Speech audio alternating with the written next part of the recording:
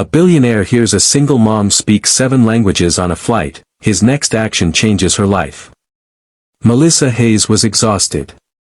Not the kind of tired a nap could fix, but the kind that lived in her bones, carried silently by single mothers around the world. She clutched her toddler's hand tightly as she boarded the red-eye flight from New York to Zurich. Behind her calm exterior was a woman juggling 2 jobs, raising a child alone, and chasing a dream she had almost forgotten, to work as a translator for the United Nations. Row 14, seat B, middle seat. She gave a polite smile to the older man seated by the window and gently slid in with her daughter nestled beside her. She didn't know he was Ethan Caldwell, billionaire tech mogul and one of the most influential philanthropists in the world. Nor did she care. Her world revolved around lullabies, daycare pickups, and budget grocery runs. The flight took off, and Melissa began switching seamlessly between languages. French to calm her daughter, German to assist an elderly woman struggling with her seatbelt, Spanish to help a confused flight attendant translating the safety announcement, and Arabic to comfort a crying child a few rows behind.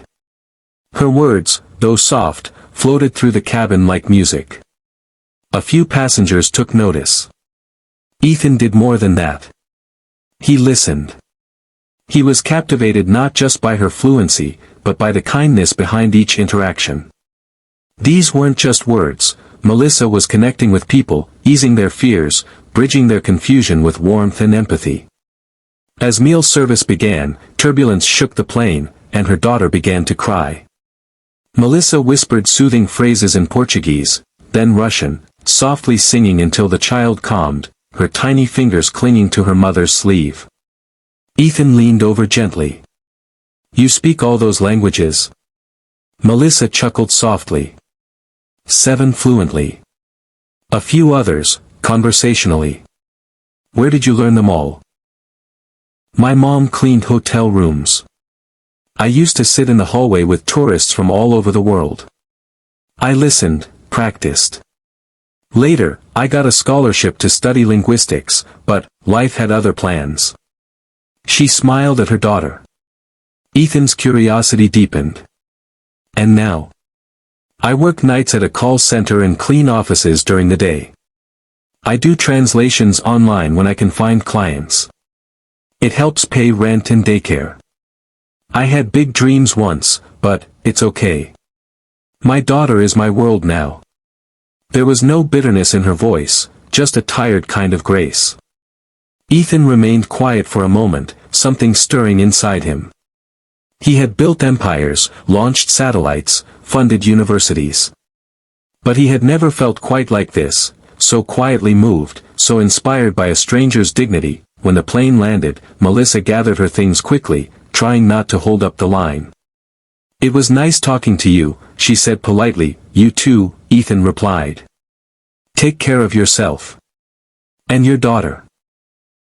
Melissa nodded and disappeared into the crowd. 2 weeks later, she received an envelope in the mail with no return address. Inside was a letter.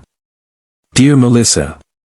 What you shared on that flight reminded me of something I forgot long ago, the true value of intelligence, service, and resilience. I once had a teacher who believed that if you could speak to people in their own language, you spoke to their soul. You do that, every day, and the world needs more of it.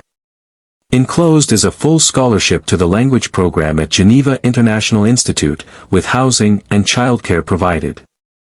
If you choose to accept, a position as a junior translator at the UN awaits upon completion. And should you need help settling in, a friend will be waiting. E.C." Melissa gasped, tears slipping down her cheeks as her daughter giggled beside her. Her hands trembled as she reread the words, each one lifting the weight she had carried for years. 3 months later, Melissa stood in the marble halls of the United Nations building, her daughter playing quietly nearby. She wore a name badge with her photo and the word translator.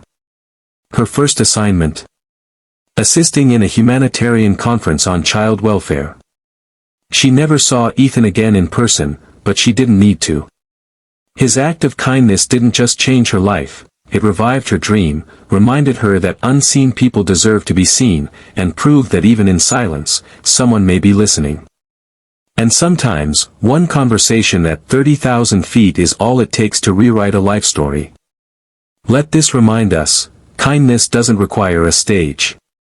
It just needs a willing heart, open ears, and the courage to act when no one else does.